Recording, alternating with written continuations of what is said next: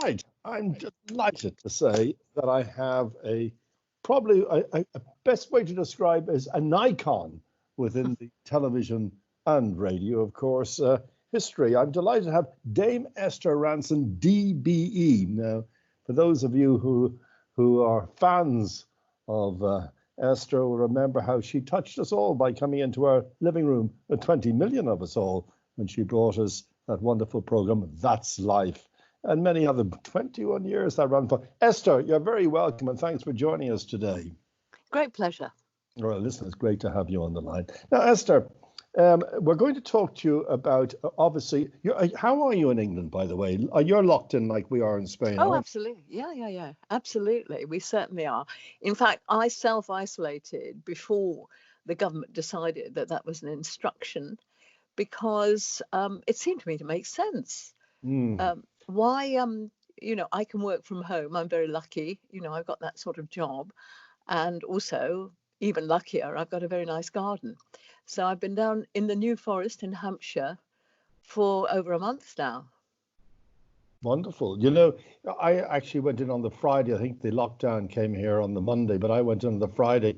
I was just, to be honest with you, just terrified of the whole thing. And at a certain age, of course, that I am, that, the warnings were going out. You have no chance with the warnings, you people. You'll be dead within a week.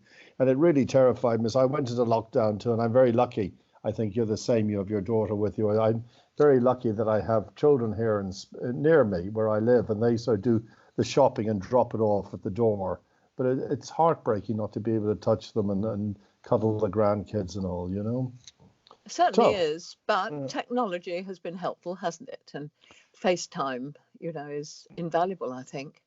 I was thinking about the other day, could you imagine if we didn't have the internet? Could you imagine if this had happened back in the 40s, 50s, 60s, even 70s, when we didn't have all of this communication, the ease of communication, what it would have been like? At least as a company, as you say, we have FaceTime, et cetera, we can keep in touch with our loved ones and friends around the world. Now, I'm delighted you've joined me and given me some time, Esther. I know that you're busy, and we're always happy to have you on the show.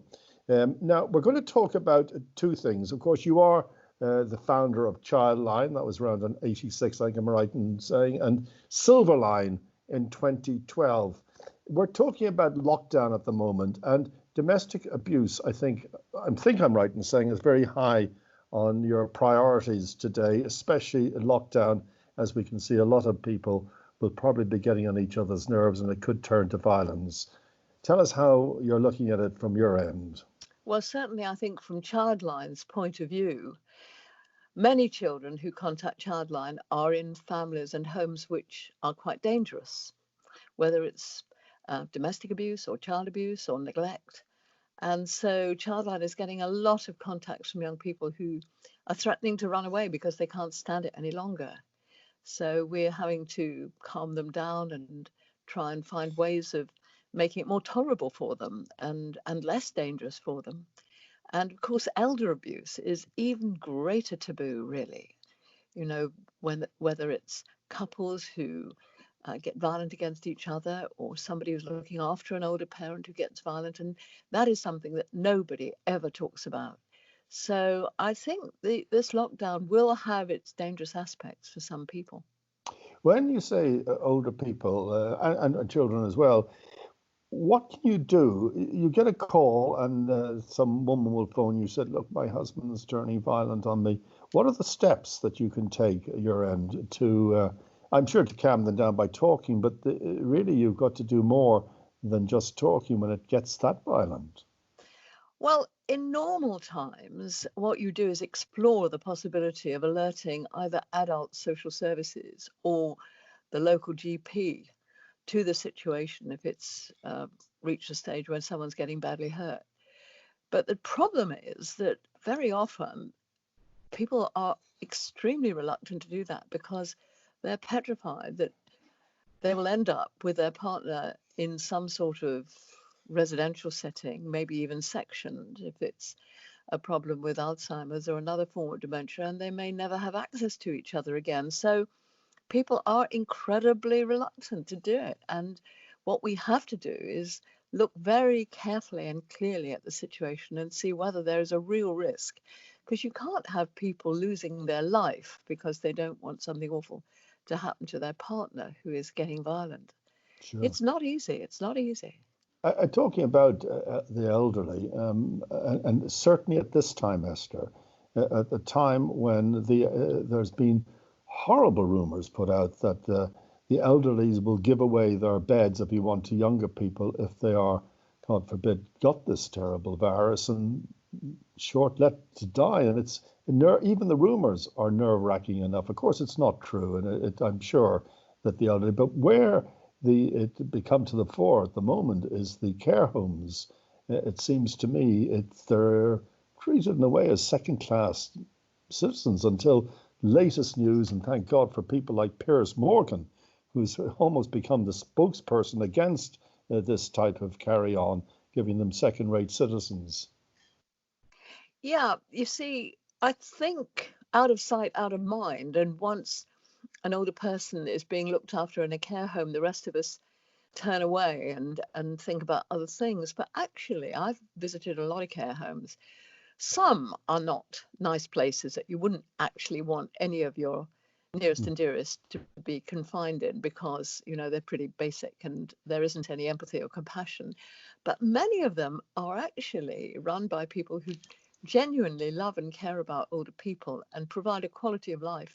Indeed, I went to see one. I remember the staff said none of these people would be able to survive on their own because they provide them with food, with safety, with medical care, and with activities that give them a quality of life. And then along comes this virus. And of course, you've got people coming into the care homes to work there and bringing infections with them. And the difficulty is that they're not in a structure like the NHS. They're not all reporting to a particular health trust. Some of them are private, some of them are run by social services. And trying to get a coherent picture in a consistent way of actually registering deaths and what people are dying of, which isn't always straightforward. You know, the virus may be one of the factors, but there may be underlying health issues, which are the main reason. So it's not at all an easy equation. And when it comes to deciding whether or not an older person should go into hospital, into intensive care, that's actually quite complicated, because what you're saying is taking an older person away from familiar surroundings with carers that perhaps they know and like or even love, and then they get carted off by themselves to a place where everybody's dressed like a spaceman in all these astronaut type PPE, and maybe put on ventilators, and ventilators are very invasive. So I think you have to think holistically about what is best for an older person, what is not only right for the virus, but right for the person. And I don't know what I would choose if I was an older person, really quite frail, being looked after in a care home, and somebody said, do you want to go to intensive care? I'm not sure what I would decide. I think every individual case is different. Yeah, you've just touched on something there. A friend of mine who lives here in Marbella, his mother, 96, 97 years old, she didn't have the coronavirus, but she became ill. She found it difficult to breathe, etc. They had to take her into the hospital, but she had to go in on her own. 97 years old. I mean, his brother lives in England, I think his sister, and they had to leave the mother on her own to die slowly. And it was so sad to hear that. But she's one of many hundreds, if not thousands, of cases at the moment for the elderly. It isn't at all an easy decision. It isn't at all. And, you know, when you look at the people who survive, they've got not only physical resilience, but they've got extraordinary mental and emotional resilience too. You know, you've got to somehow keep your courage and determination going, because I've got people in my family who've had this virus and have talked to me about how painful it was and difficult it was to keep going. So, you know, I think my congratulations and applause go to all the caregivers who are, Oh, yes. you know, day in, day out, night in, night out. Now, let me tell you about my son, the doctor. My son, the doctor.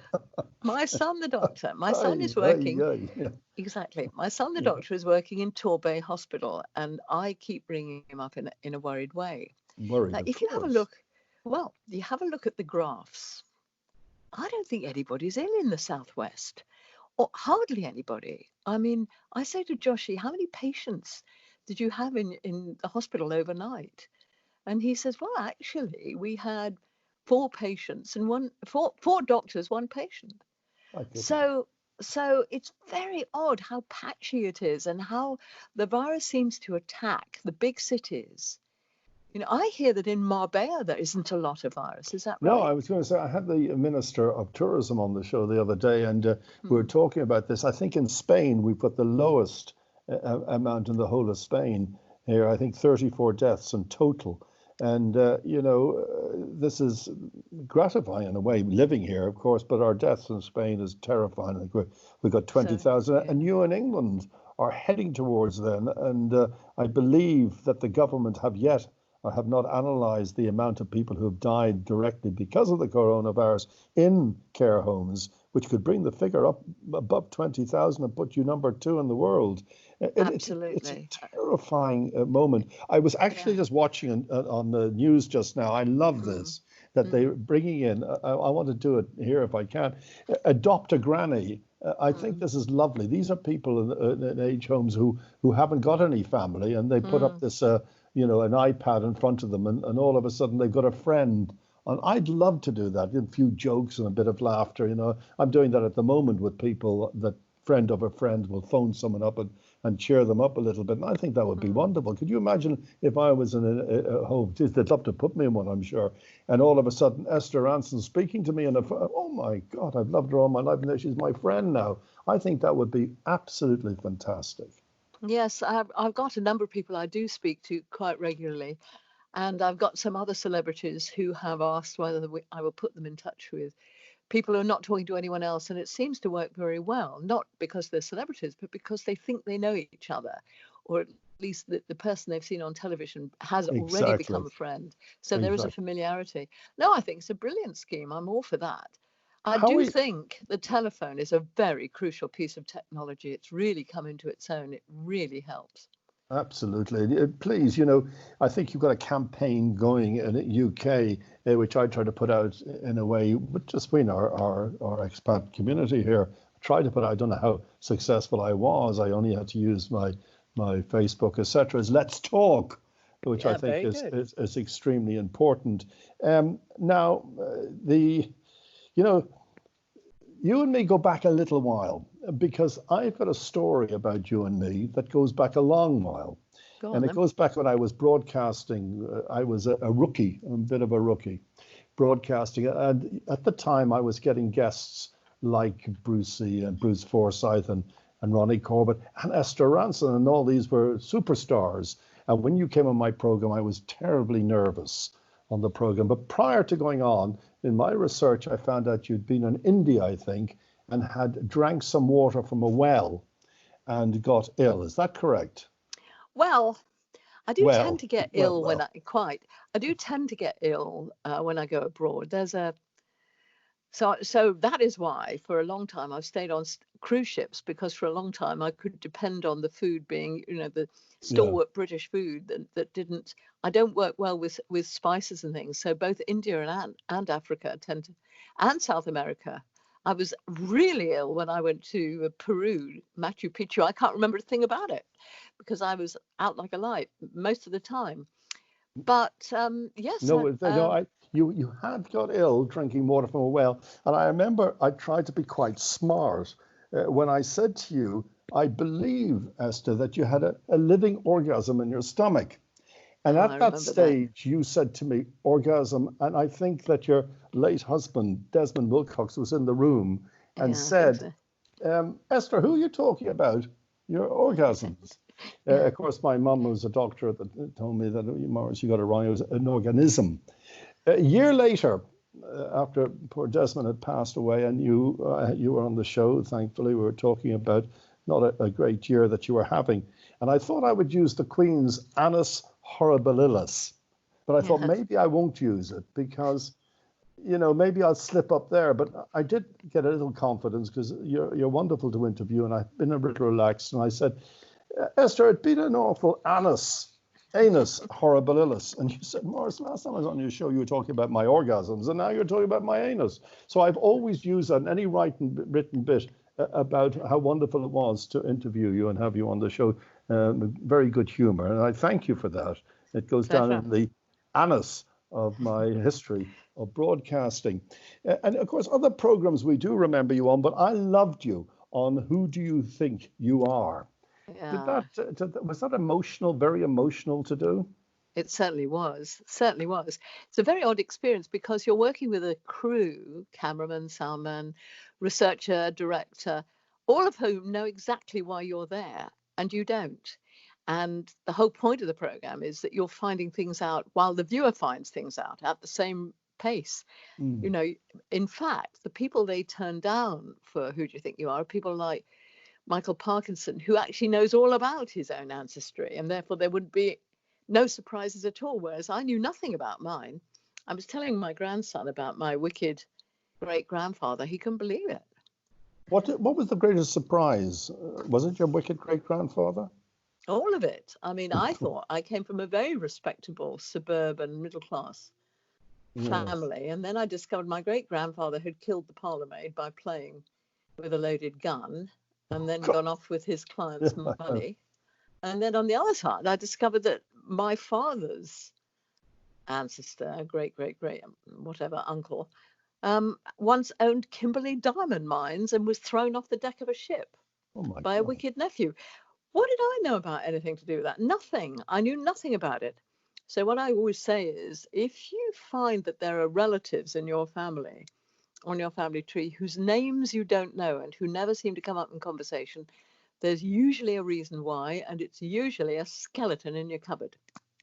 Right, okay, well, it's certainly, I wouldn't like to go to mine, but mind you, my family, like a lot of our families, came from Riga, from Russia. At the time it was Russia, I think, and like a lot of families, either Poland or Russia, etc., were immigrants into UK. I think my grandfather boarded a cattle ship, and I think his sister boarded another cattle ship, hoping to go to America, to Ellis Island. But my grandfather ended up in Ireland somehow and was thrown off the boat there. So we spent quite a lot of time looking for the Statue of Liberty, this little Russian man. Hey, where is the Statue of Liberty? I think the Irish people all thought he was mad, but he went on to make a living, thankfully. And I never actually knew him, but they were great characters, really strong characters in those days, the way they built their life from absolutely nothing. And there you are. And along came me in the end. Esther, it's great. It's great to have you on the show. I'm delighted that you've joined me today.